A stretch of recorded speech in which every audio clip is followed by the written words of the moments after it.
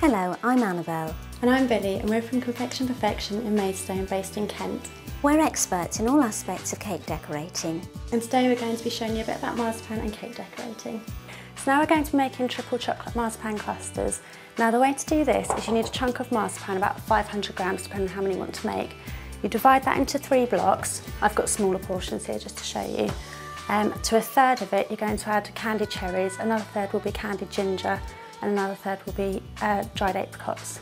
So I've done the apricots and cherries already, and I'll just show you adding candied ginger.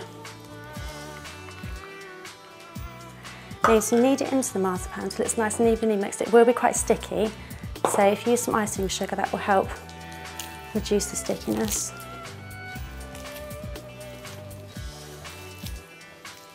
If you really push it with the heel of your hand, you can mix it nice and evenly.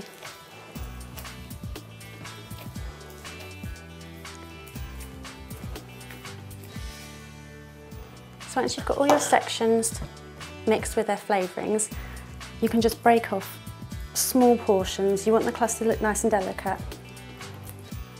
So if you break off a little bit, you can just roll that in your hand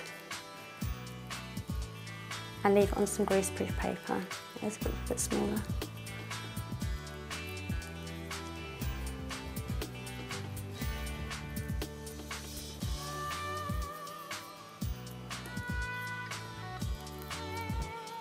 If you're finding it is too sticky, just use some icing sugar on your hands as well.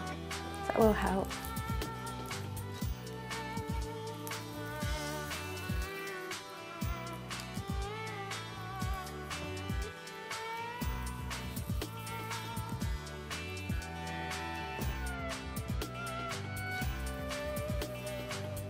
Now, the balls you would now put in the fridge to let them chill, just whilst you're preparing your melted chocolate. So I've already got melted chocolate here. We've done it over bain-maries just to melt it nice and evenly. You can use a microwave, but do it very, very gently. So once they are set, I've got some ones here that were set earlier. Now you want to dip your ginger in the dark chocolate, your cherries in the milk chocolate, and your apricot in the white chocolate. The flavours complement one another very, very well.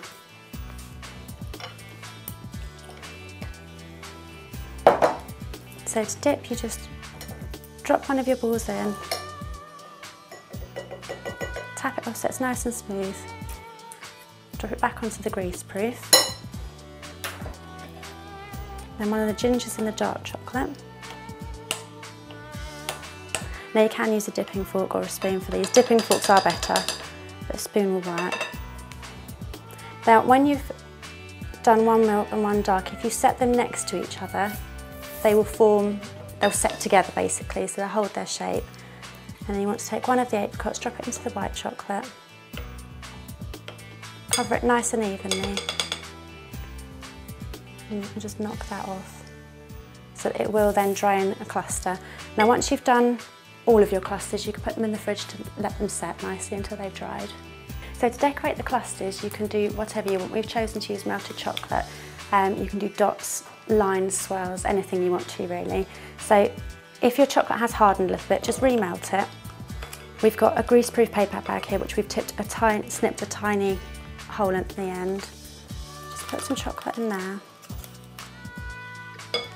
And then this works better when your clusters are set, so once you've taken them out the fridge, it's better to do this.